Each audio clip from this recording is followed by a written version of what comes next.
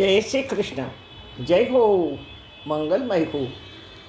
ભગવાન કૃષ્ણએ ગીતામાં અર્જુનના અનંત નામો પાડ્યા છે. આપણે અર્જુનના નામકરણ મોદીજી સાથે કેટલા ફિટ બેસે છે એ સંશોધન કર્યું છે. સમય નથી, 125 ઉપરાંત અર્જુનના નામોનું નામકરણ થયું છે. તો કઈ રીતે તમારી પાસે મારે રજૂ કરવું, કારણ કે આમાં તો 1 વર્ષ વયું જાય. તમામ મોદીજી સાથે તાલ મિલાવે છે. જુઓ, અર્જુનના જેટલા નામો છે એ બધા જ નામો આજે ભગવાન જો પ્રગટ થાય તો આ જ નામો ભગવાન મોદીજી સાથે પણ બોલે. આ ભાદરવો માસ આજ પૂરો થાય છે. 16 દિવસના શ્રાદ્ધના શ્રદ્ધાપૂર્વક કરેલા પ્રવચનો, સલાહો, સૂચનો, ભાવનાઓ, કંઈક નવું કરવાનો સંકલ્પ આપણે લીધો જ હશે. પિતૃદેવની કૃપાથી જરૂર એ સંકલ્પ પૂરો થશે જ.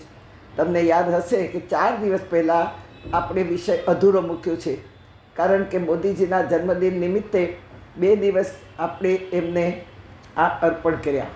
તો આવો અધૂરો વિષય પૂરો કરીએ. એક ગામની વાત કરતા હતા આપણે. એક મહારાજ ફરતા ફરતા આવ્યા, ઘરે ઘરે ગયા, રાતે ચોરે બધા ભેગા થયા. બીજે દિવસે મહારાજે કબીર સાહેબનો દોહો સંભળાવ્યો કે જબ તુમ આયો જગત મેં જગ હસે તુમ રોય, ऐसी करनी कर चलो તુમ હસે જગ રોય. હા, બાળક જન્મે ત્યારે બાળક રોતું હોય અને લોકો રાજી થતા હોય, બધા પરિવારના લોકો, આજુબાજુના લોકો, મિત્રો બધા જોવા આવે, રાજી રાજી થાય. પણ વ્યક્તિ જ્યારે મરે ત્યારે કબીર સાહેબ કહે છે કે એવા કામ કરીને જાય, એવા કર્મ કરીને જાય કે એ હસતો હસતો જાય અને જગત એને યાદ કરતા રડે. આવો આપણે ક્લિયર કરીએ. હા, કબીરજીનો દોહો મહારાજે સંભળાવ્યો અને લોકો માટે તો આ પહેલો જ અનુભવ હતો. કોઈ ગામમાં મહારાજ જેવા કોઈ આવ્યા જ નહોતા ધર્મ પ્રચાર કરવા. બધા મહારાજને સાંભળીને ખુશ થઈ ગયા. મહારાજ આવે પહેલાં લોકો ગોઠવાઈ જવા માંડ્યા. હવે આજે 4 દિવસ થયા. સાંજ પડે આખું ગામ ચોરે ભેગું થાય. એમાં એક જ વ્યક્તિ ન આવે. એ હતો ગામનો સરપંચ. બહુ માથાભારે ભાઈ. લોકો મનાવીને થાકી ગયા, પણ આવે જ નહીં કે એ મારું કામ નહીં, એ મને સાંભળવાનું કોઈ દી કહેશો નહીં. ગામમાં એક મુખ્ય શેઠ રહેતા હતા. બહુ બધા એની આમન્યા રાખી. લોકોએ એમને જઈને કહ્યું કે આપ એને મનાવો તો એ આવશે. આ એક જણો ન આવે એ સારું ન કહેવાય. મહારાજને ખબર પડશે તો એને દુઃખ થશે. અને એ શેઠ મનાવા ગયા સરપંચને. મહારાજે દુહો તો ગાયો, પણ સમજાવ્યું તે. મેં તમને અગાઉ કહ્યું ને કે તું જ્યારે જન્મ્યો ત્યારે રડતો આવ્યો અને આ દુનિયામાંથી વ્યક્તિ જશે ત્યારે જગત આખું હસતું હોવું જોઈએ, અને તું પણ હસતો હસતો જા. માનવ મરે ત્યારે જગત હશે, પણ જનાર હસતો હસતો જાય. એવી વાત મહારાજ કંઈક આડું અવળું કરીને કહી રહ્યા હતા. સરપંચને તો બોલાવવાનું નક્કી જ કર્યું. શેઠ પોતે એને ઘરે ગયા, સમજાવ્યું કે તું એક નથી આવતો, વળી તું સરપંચ છો, મહારાજને ખબર પડશે તો ખરાબ લાગશે, આપણા ગામનું નામ ખરાબ થશે, માટે તું બે દિવસ જ છે, હવે આવતો ખરો ભાઈ. શેઠનું મન રાખી અને સરપંચ ગયો સાંભળવા. એને તો મજા આવી ગઈ ભાઈ.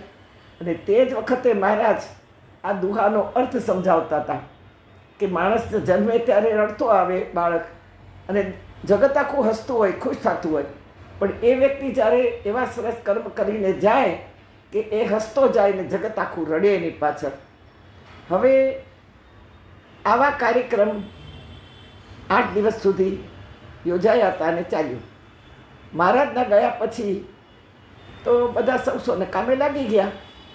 હવે એ બીજે વર્ષે પાછા આ ગામમાં આવ્યા.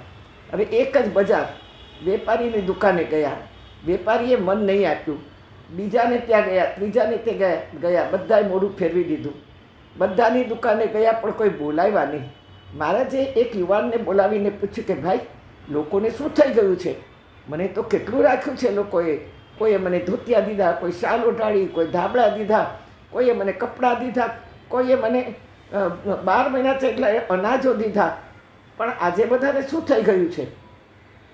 યુવાન કહે, મહારાજ તમે ગામ છોડીને ભાગી જાઓ, નહીંતર માર ખાશો. મારે તે કારણ પૂછ્યું કે બેટા બોલ તો ખરો, શું શું હકીકત છે? તમારી કથાએ તો સરપંચનું જીવન બદલી નાખ્યું. તમે કથામાં કહ્યું હતું કે એવું જીવન હસતા હસતા જીવવું કે મૃત્યુ આવે ત્યારે હસતા હસતા જગત છોડીએ અને આપણી પાછળ દુનિયા રડે, આવું જીવન જીવી જવું જોઈએ. સરપંચે આખા ગામમાં ઉઘરાણું કરી કરી કરી કરી દીકરાને દીકરીને પરણાવ્યા, મકાન લીધું, ધંધો વધાર્યો, અને પણ જેટલી ઉઘરાણીઓ લીધી હતી કોઈને પાછી આપી નહીં. તમે અમને શિખામણ દીધી હતી કે ગામમાં કોઈ દુઃખી રહેવો ન જોઈએ, બધાને ધંધા ચાલવા જોઈએ, બાળકો પરણી જવા જોઈએ. અમે બધાએ તમારું કહ્યું માન્યું ને એણે પણ માન્યું. એ મર્યો ત્યારે હસતા હસતા ગયો ને ગામ આખું આજે રડે છે. જાઓ જલ્દી નીકળી જાઓ ગામમાંથી, નહીંતર માર ખાશો. બીજી વાર આવતા નહીં. જુઓ, કીધું કશું, સાંભળ્યું કશું, આંખનું કાજળ ગાલે ઘસ્યું.